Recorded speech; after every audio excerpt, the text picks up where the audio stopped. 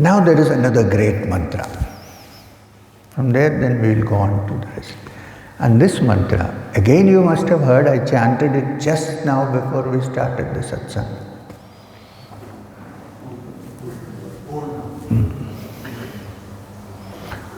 Om Purnamada Purnam. I won't explain Om now because we are finished with it.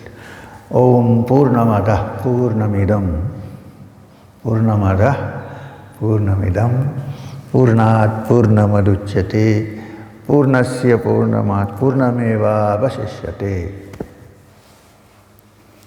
Sounds better in Sanskrit than in English, isn't it? There is a sound quality there. Om Purnamada Purnamidam Purnat Purnamaduchyate Purnasya Purnamadaya Purnameva Vasishyate. Now let's take the first sentence. Purnamada. Purna is completeness. Fullness, completeness. Some you may call it fullness or you may call it completeness. Doesn't matter. The Upanishad says Purnam Mada, that is complete. That which is the source of this entire universe is in its true essence complete or fulfilled. There is nothing to fill it, it's full. And what we have now as a manifestation is merely a flowing from an overflowing tank. It's full. You don't have to put anything in there. When a tank becomes full, what happens? It flows. This is what it's flowed into. And the Upanishad is saying what's flowed out of it is not different from what it is. So, Purnamada, that is complete. That is full. The source from which we come, including our minds, are emerging from that fullness. But now we have forgotten that fullness. We always think we are incomplete, we are not full, we need to keep filling it. We know that in life. So the whole of life is actually human beings' attempt to reach that fullness from which we originated. The fullness from which we originated, the completeness from which we came is there somewhere in my head, in the subconscious mind, and I'm trying to fulfill it by completing things in this life, adding things, filling it, because I think I'm not full, I'm incomplete, I'm not full. Any attempt I do. First, for instance, I'm single, I'm enjoying life. Then it occurs to me, maybe I will be fulfilled if I get married. Right? Then after you get married, are you happy? Don't say anything now. There are couples.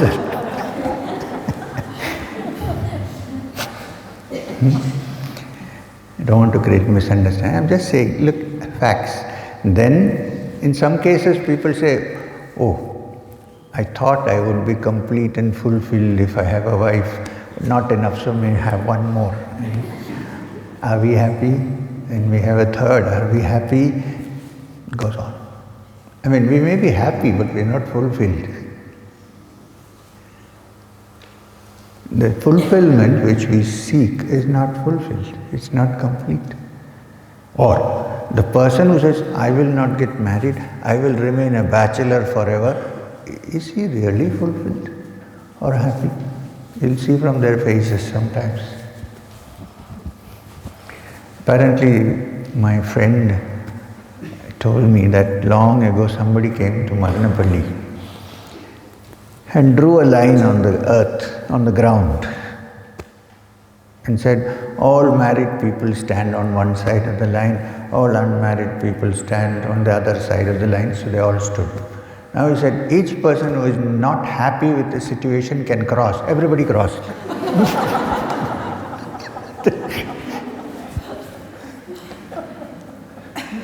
So, we are always trying to be fulfilled, but unfortunately whatever we do, it's not happening. Like, I have one car, then I think I'll have two, then I'll be happy. No.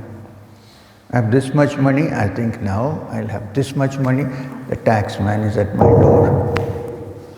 So in this life, little bit of happiness and fulfillment is possible, but that complete fulfillment or fullness that we seek, thinking that we are incomplete, is not available to us.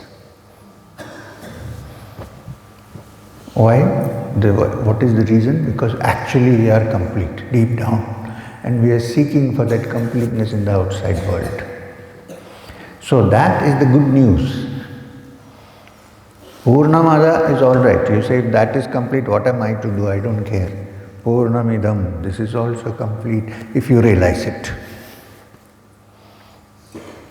If you realize that if this Purnasya Purnamada, if this has come from that, this is part of that, and therefore it has all the characteristics of that. There is a tank overflowing, and the water that overflows is also H2O, is also water.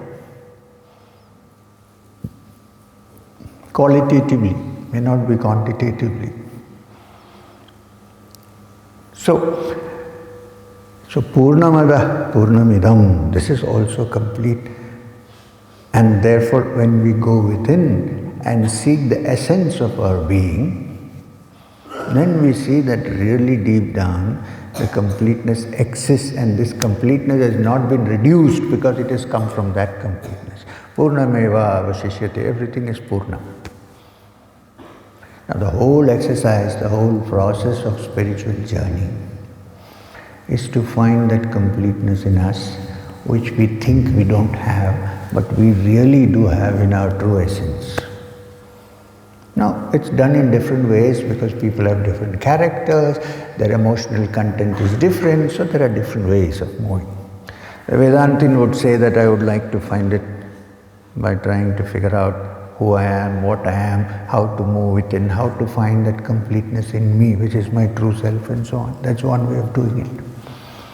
There may be another set of people who say this Vedanta and all these things are not, I can't understand all this, I can't do it. So what? I'm an emotional person, I need some emotional support. You can say Purnamada, I don't care. I want Purnamidam.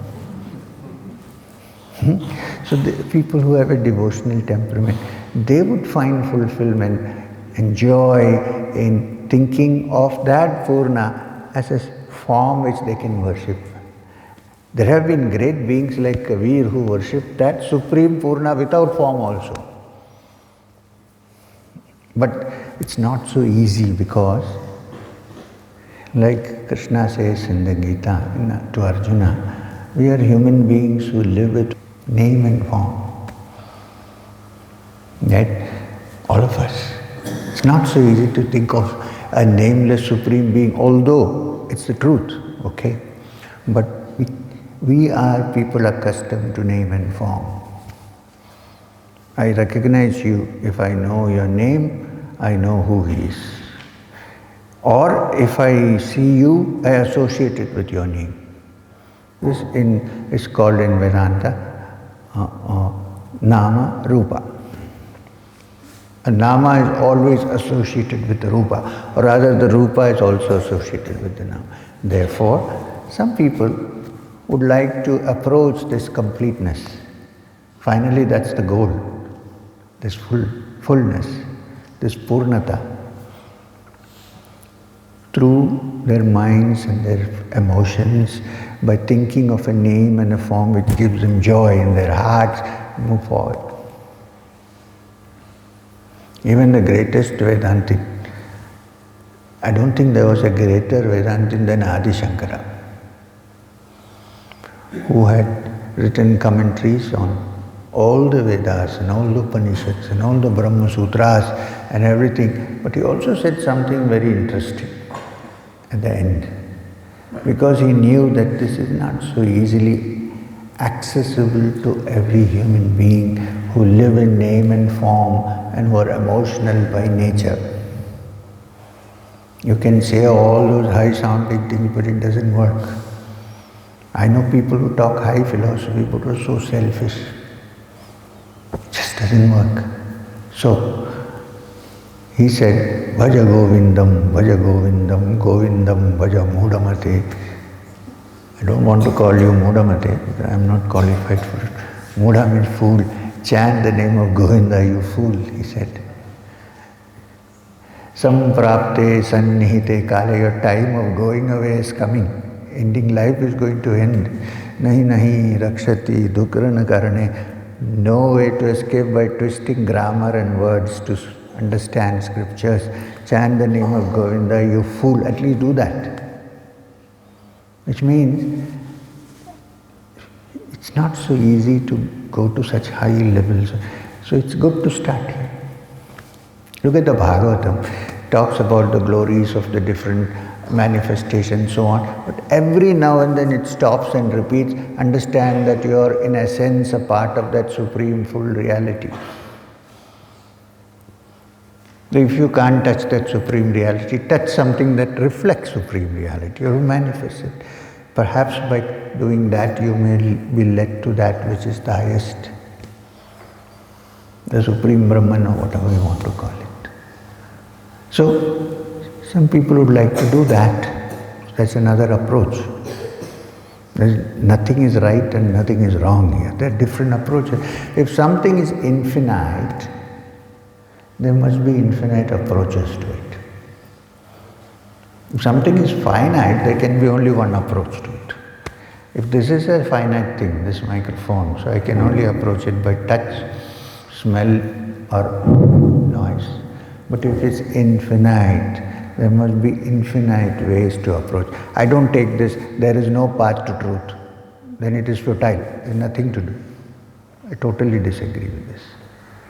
Yes, there is, but there may be infinite paths to this truth. Any number. If there is no path, then there is no need of a satsang, you can go home.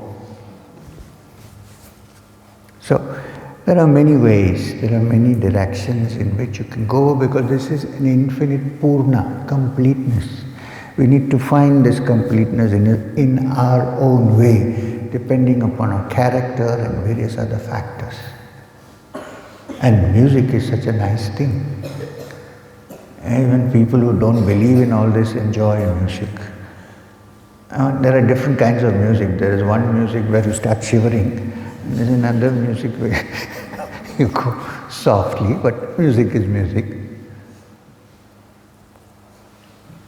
I'm talking about not that epileptic music. I'm talking about music that calms your mind and takes you within.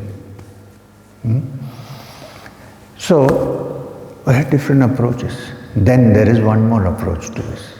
No, there are many, but one more I can point out. Suppose you don't believe in any of this. I mean, you don't believe, you're not capable of any of this. Let's say, I can't do it. Then, can you look at all human beings as manifestations of that Purnata? And can you serve them? There's another approach. Swami Vivekananda was very fond of this approach.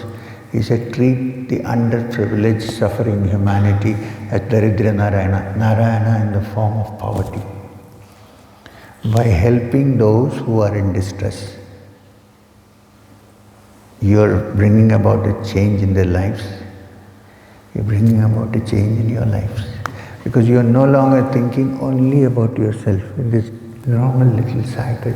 Your cycle is expanding. Your circle is expanding. You are including many others. There is no point in including people who already have everything. So include people who don't. By serving them, by helping them to expand. When I say serve, not to give money or to feed people. This is also good. I'm not saying it's bad. But to help them to stand on their own feet and expand themselves until they come to the point where they begin to look into the inner meaning of life and so on. But you can't teach Vedanta to an empty stomach. First, food has to go in. So, that's why food has also been praised so much.